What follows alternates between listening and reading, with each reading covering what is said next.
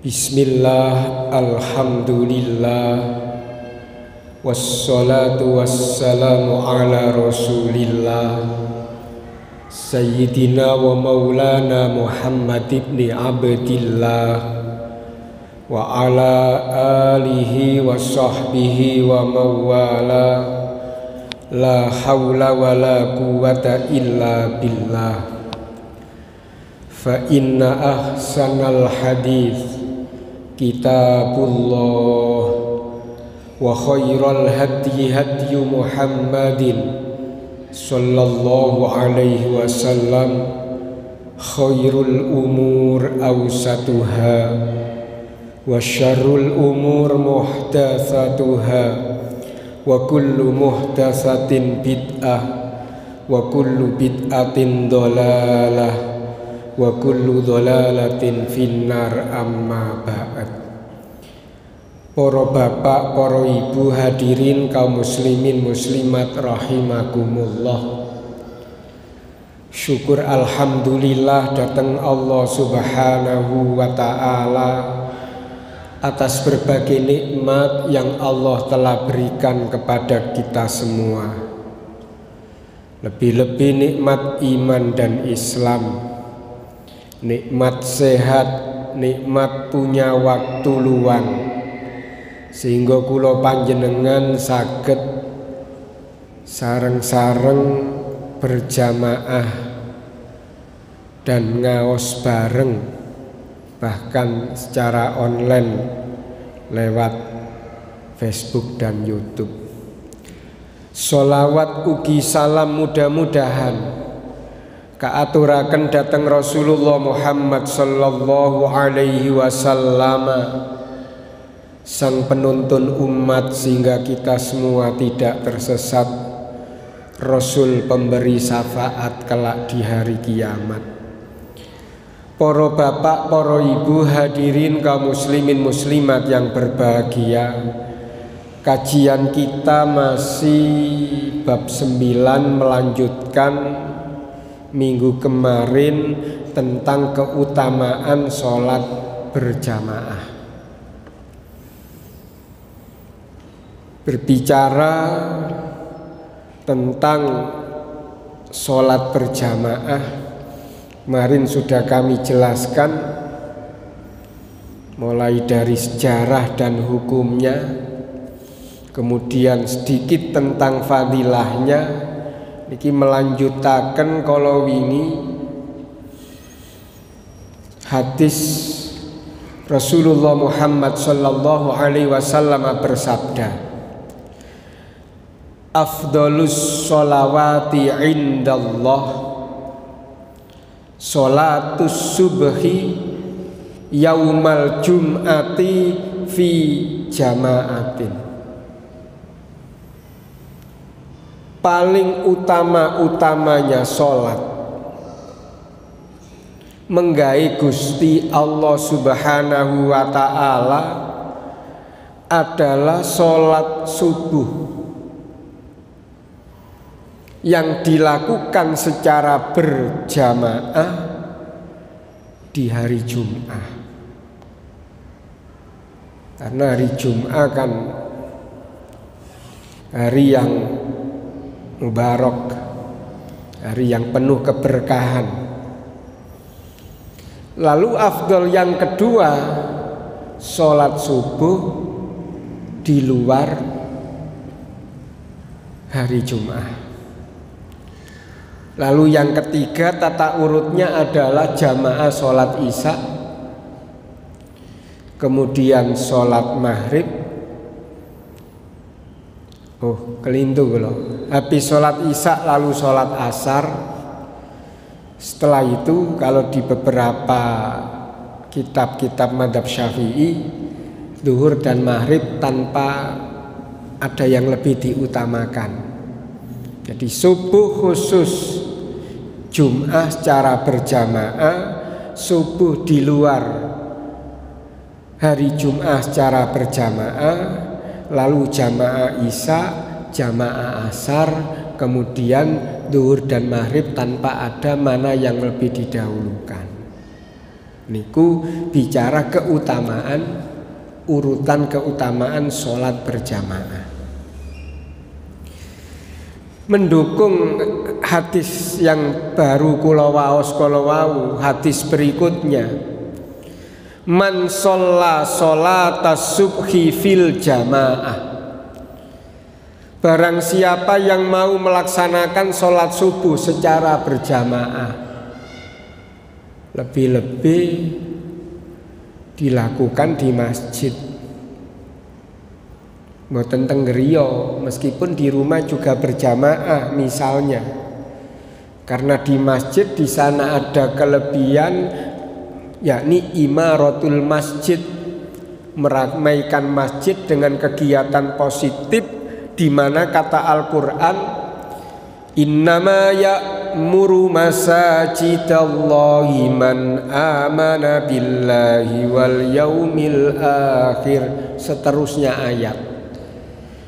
Jadi orang-orang yang meramaikan masjidnya Allah itu berarti dia punya iman yang kokoh, percaya hari akhir. Bahkan di hadis Rasulullah pernah menyebut ada 7 orang kelak mendapatkan perlindungan dari Allah, di mana tidak ada perlindungan kecuali dari Allah. Kalau pakai bahasa sederhananya, bahasa kekinian untuk mudah dipaham, ada 7 orang yang kelak di akhirat dapat layanan VVIP. Itu nomor 1 Rasul sebut pemimpin yang adil.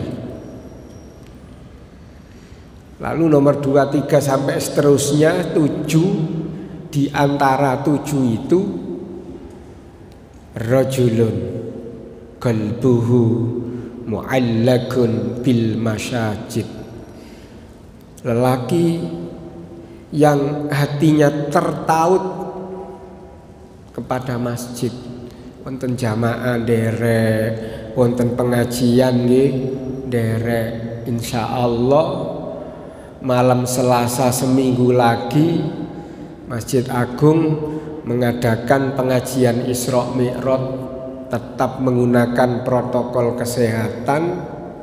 Habis Isya insya Allah yang memberikan tausiah Bapak Kiai Haji Wawan Darmawan,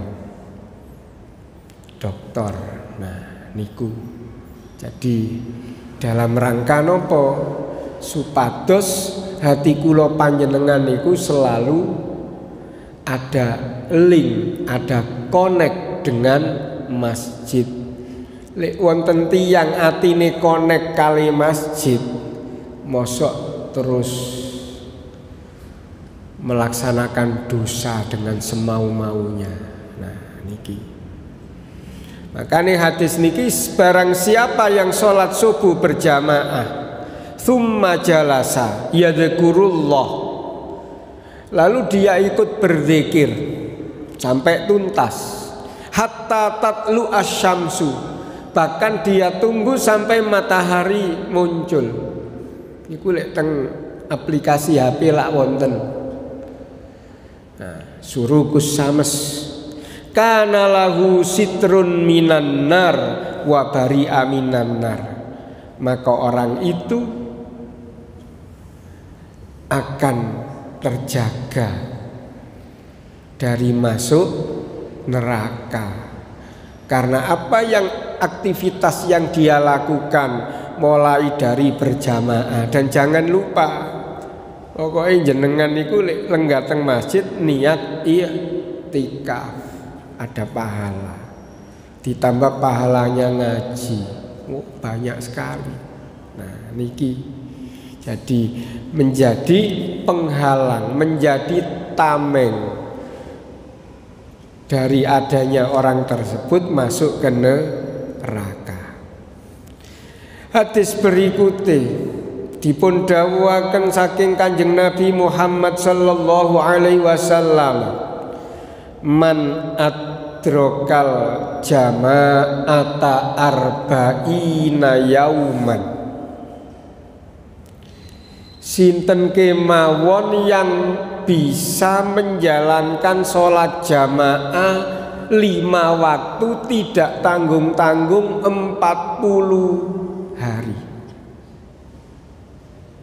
Jamaah 40 hari kali 5. Kayak pinten kali 100 sholat. Tidak harus di satu tempat. Syukur-syukur bisa satu tempat. Saged jamaah 5 waktu 40 hari. Pas bepergian yo berusaha jamaah. Di rumah misalnya amit sewu sakit yo berusaha jamaah.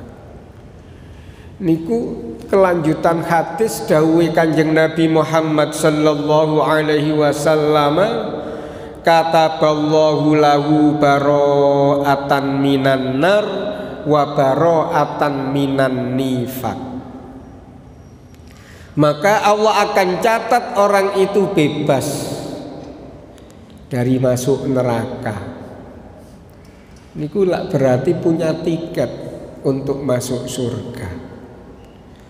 Wa bara'atan minan nifaq, dan bebas dari sifat munafik.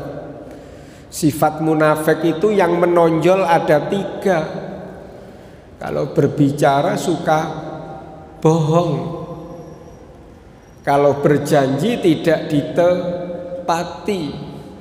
Kalau dipercaya mengkhianati.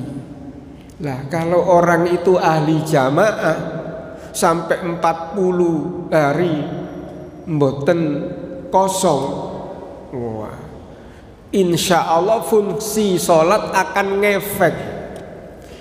Inna sholata tanha 'anil fahsya'i wal munkar.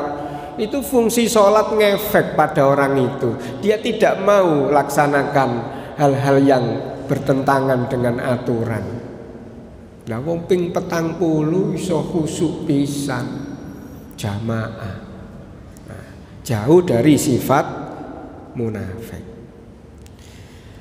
Hadis berikutnya, qala Rasulullah sallallahu alaihi wasallam, man syahida sholatal jamaah. Barang siapa yang mampu hadir, datang di tempat-tempat yang dilaksanakan sholat berjamaah, masjid, musola, langgar. Kataballahu lahu dhahiban wa raji'an asyra hasanat. Maka berangkatnya dihitung 10 kebaikan, pulangnya juga dihitung 10 kebaikan. Wa maha anhu asyra sayyi'at. Ditambahi bonus, Allah hapus 10 dosa. Sampai berangkat dosa sampai 10 dihapus, sampai pulang dosa sampai 10 dihapus. Dosa-dosa kecil yang berkaitan dengan Allah, bukan berkaitan dengan sesama manusia. Kalau bicara dosa berkaitan dengan sesama manusia, dawuh Gusti Allah urusan dhewe. Menungso iku angel. Ketokane guyang-guyu tapi pendendam. Amen jaluk sepuro gak di sepuro. Tapi kalau sama Allah, innallaha ghafurur rahim. Allah Maha Pengampun. Wa kana Allahu ghafurur rahim. Niku jenengan ndelek 5 ayat lebih wonten teng Quran. Allah Maha Pengampun. Sampai yang teng Masjid Agung berangkat dosane di sepuro 10, mulai di sepuro 10. Dadan tutuk oma cangkruan ngerumpi ngerasani, ya dosae muncul maneh sampeyan. Wa rafa'a lahu asyra darajatin, dan Allah angkat 10 derajat pulang pergi. Nah niki ecoe berjamaah. Bahkan kalau di desa-desa itu berjamaah itu juga merupakan jalan untuk mendapatkan rezeki. Niku nek teng desa-desa subuhan ngono nganggur cak. Iya ana apa? Ayo takjak mirik nang tambak. kan dapat uang. Nganggur cak iya. Bi sampean benekno iku lho. Genteng omaku dan udan akeh sing pecah. Gara-gara jamaah ketemu sama teman lalu memberikan peluang pekerjaan. Itu banyak lagi kalau bicara tentang jamaah. Lalu hadis berikutnya, qala Rasulullah sallallahu alaihi wasallam, la sholata li jaril masjid illa fil masjid. Salat sing jenengan lampahi niku mboten saged sempurna ketika jenengan itu menjadi tetangga masjid, tetangga musola, kecuali sholat itu jenengan lampahi teng masjid,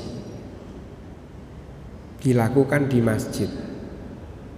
Nah, beda lagi kalau sakit, beda lagi kalau saya ndak di rumah, nanti istri saya ndak jamaah juga niku namine al hukmu yaduru mal illa wujudan wa adaman. Hukum itu akan mengikuti situasi kondisi, tapi jangan sampai musola masjid itu kosong dari jamaah.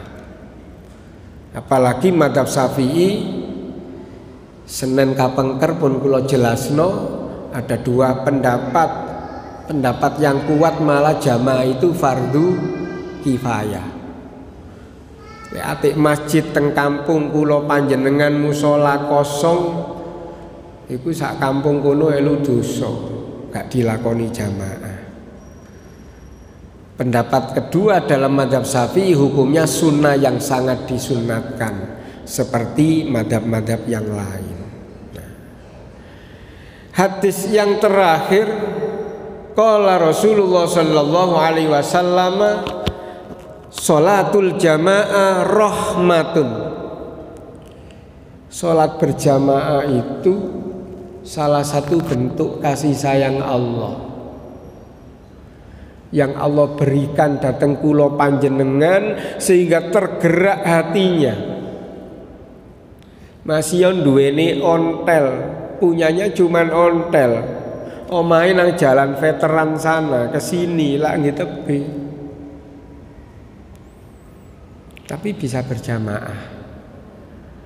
Lah ketika jamaah itu kumpul begini, insya Allah hati itu saling bertautan satu sama lain, terkonek, sumpek-sumpek kedai hilang, karena itu rahmat dari Allah. Makanya sebelum pandemi ono wong gak wawu jamaah tanpa disengaja, tapi itu sudah diskenariokan sama Allah, ngadeke jejer. Assalamualaikum warahmatullahi wabarakatuh. Assalamualaikum warahmatullahi wabarakatuh. Sebelum pandemi Covid loh ya. Salaman, mosok gak sido, gak wawu tukaran, karena jamaah gelem salaman. Nah ketika mau salaman, insya Allah dosa-dosanya rontok. Akhirnya rahmah yang muncul, kasih sayang. Wa hiya khairun minad dunya wa ma fiha.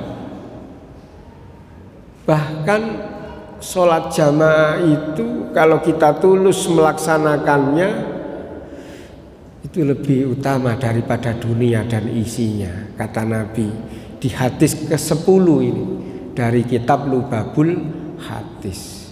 Lalu di akhir hadis Nabi menutup, wal jamaah rahmatun wal furqatu adabun. Ketika kita rukun, berkumpul, sayu, di sanalah rahmat Allah akan turun. Wal furqatu adapun berpecah belah, mboten wawu karo tangga kaapi, karo dulur sikut-sikutan, wong tuwa sedo royokan harta. Adzabun itu siksaan. Urip gak ngira ayem lan tentrem. Makanya NKRI harus kita jaga, jangan sampai terpecah belah, karena itu bagian dari rahmat Allah. Makanya pendiri bangsa ini orang-orang yang keimanannya luar biasa. Atas berkat rahmat Allah, lengot tentang pembukaan UUD 45. Jadi itu kalau tidak campur tangan Allah tidak merdeka. Kalau tidak campur tangan Allah ditambah kesungguhan usaha kita, ya NKRI pasti terpecah belah. Kalau tidak rahmat Allah dan usaha kita dalam melaksanakan protokol kesehatan apa yang 3M atau 5M, ditambah kalau memang pas gilirannya divaksin, purun divaksin, ya insya Allah wong dawuh Nabi, setiap penyakit itu pasti ada obatnya. Sama juga sudah ditemukan atau belum ditemukan. Karena salah satu keadilan Allah, ketika Allah berikan penyakit, maka Allah berikan penawarnya, berikan obatnya. Lek gak dikei lak mboten adil. Para bapak, para ibu hadirin rahimakumullah, berbicara tentang jamaah nggih tasih kathah. Di antaranya ketika kita bicara tentang shaf pertama, ayo.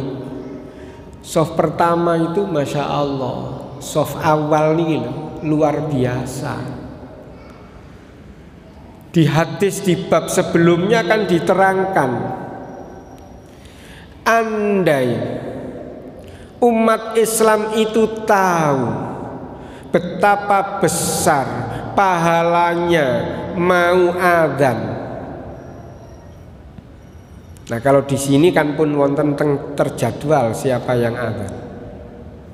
Yang kedua pahalanya shaf pertama, dan mereka tidak akan mampu meraih shaf pertama kecuali dipun undi. Saking akeh wonge royokan wis diundi ae sapa sing shaf pertama, pasti mereka rela diundi. Nah kok malah kadang niku ndelek niki tengah jene kula niki sing kencenge sing gedhe ku nang kene ae ngono. Lah mumpung ndugi pertama ndelek nggon sing pertama. Kan ngoten, pahalanya luar biasa. Lah kalau bicara tentang posisi, lek kula panjenengan salat sing jamaah mek wong loro, siji dadi imam, siji dadi makmum, maka menurut aturan agama niku makmumnya yang satu itu kalau cowok itu di sebelah kanannya imam, dan jangan mundur satu shaf kejauhan, ya mundur barang 30 cm dari berdirinya imam. Lek ana wong teko maneh makmume dadi loro, ini tidak sejak awal ya, atau sejak awal juga bisa. Kalau dua, siji sebelah kanan, siji sebelah kiri. Wis siji sebelah kanan, sebelah kiri ana wong teko maneh, berarti jadi orang 3. Maka yang ketiga itu ambil shaf. Maksudnya napa niki lak shaf? Ambil shaf niku mboten jejer sing sebelah kanan atau sebelah kiri, tapi di belakang imam pas. Nanti makmum yang sebelah kanan sebelah kiri mundur, tapi ya cukup 2 langkah. Mungkin ini gak cukup, setelah gerakan misalnya habis sujud, bangun dari sujud mundur lagi, sehingga bisa kenceng. Lah aturan shaf niku niki lak wonten napa namine? Garise niki sing teng karpet niki lak ombo. Sebenarnya ketika kita berbicara shaf itu supaya rapi. Makanya Nabi kan dawuh agimu wadarasu kan ngoten. Lurus, rapat sebelum Covid loh ya. Lurus dan rapat. Kalau di Mekah biasanya agimu wa'tadilu wadarasu. Di teng Indonesia pakai hadis sawu sufufakum fa inna taswiyatas sufuf min tamamis sholat. Ada hadis lagi min iqamatis sholat. Lah dewek kan gak ngerti artine. Rapatkan barisanmu, luruskan barisanmu, karena rapat dan lurusnya barisan kesempurnaan sholat berjamaah.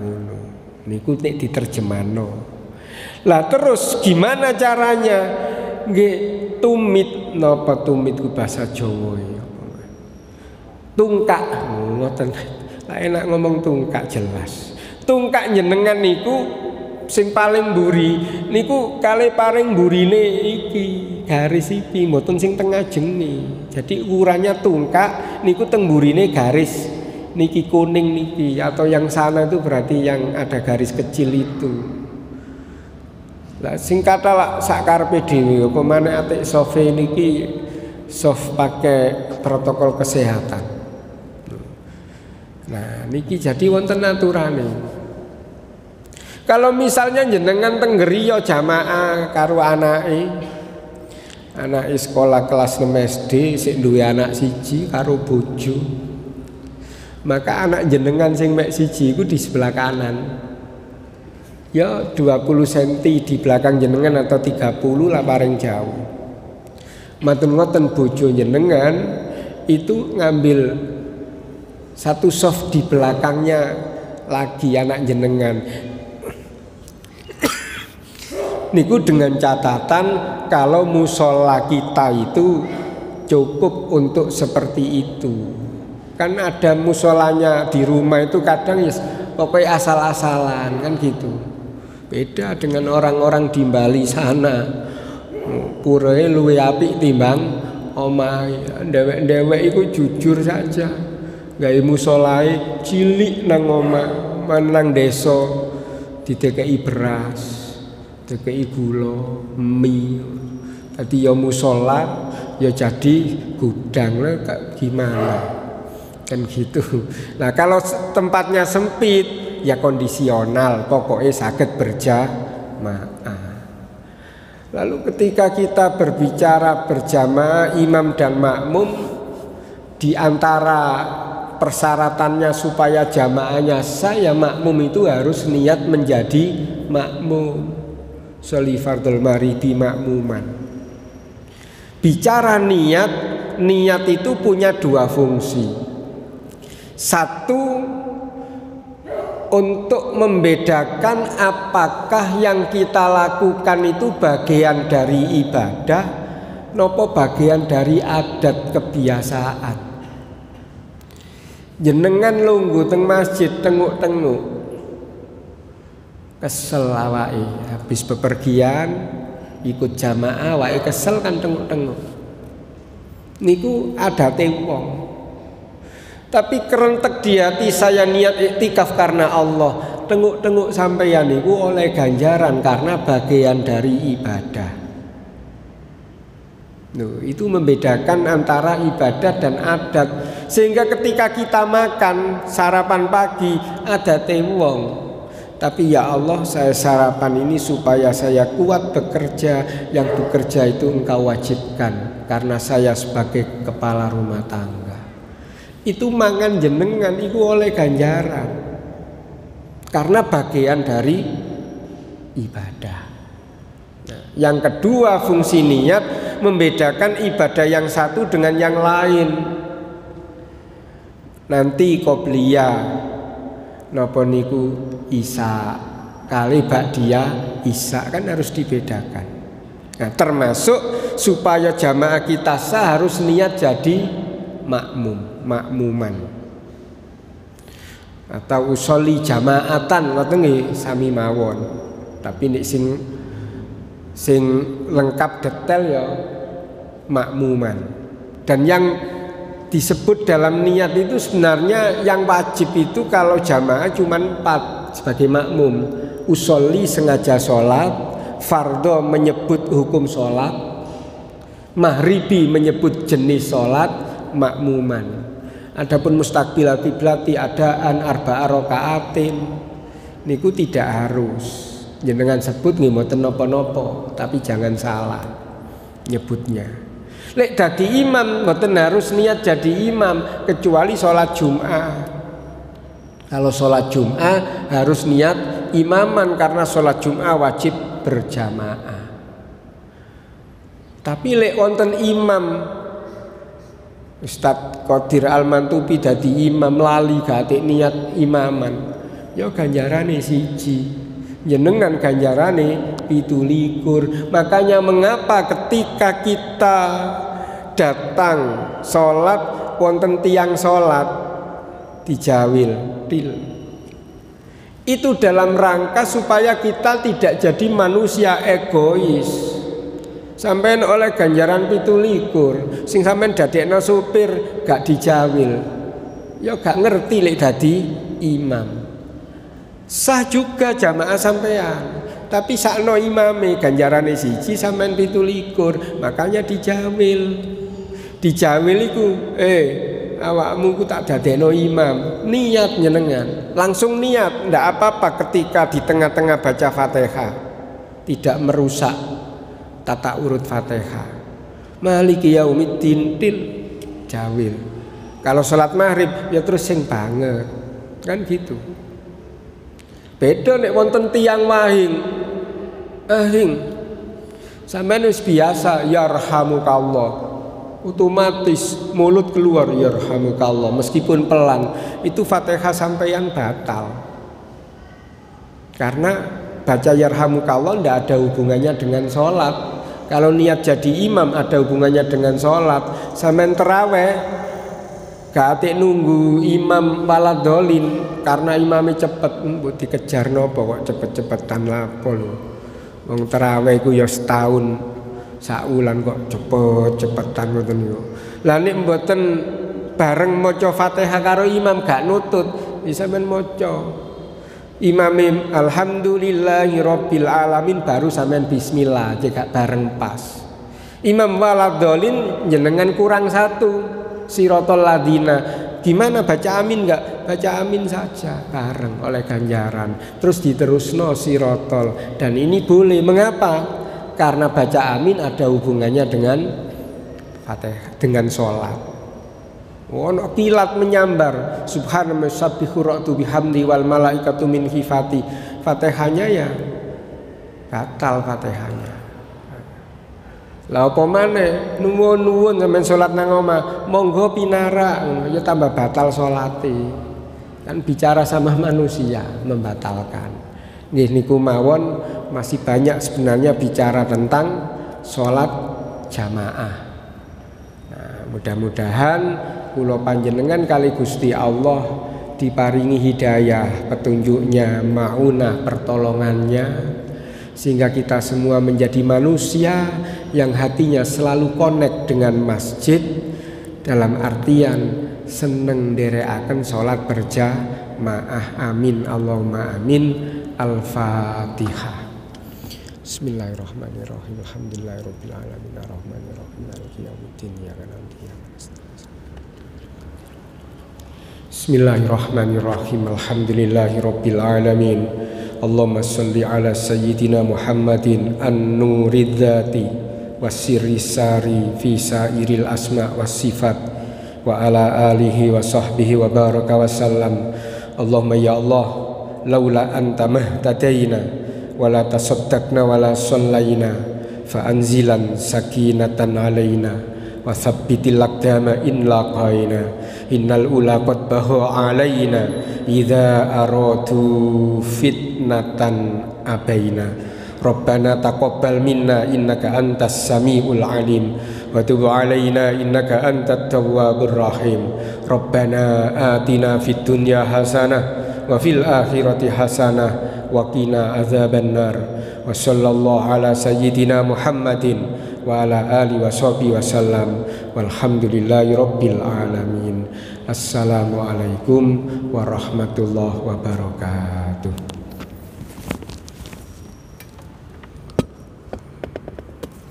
Lancar.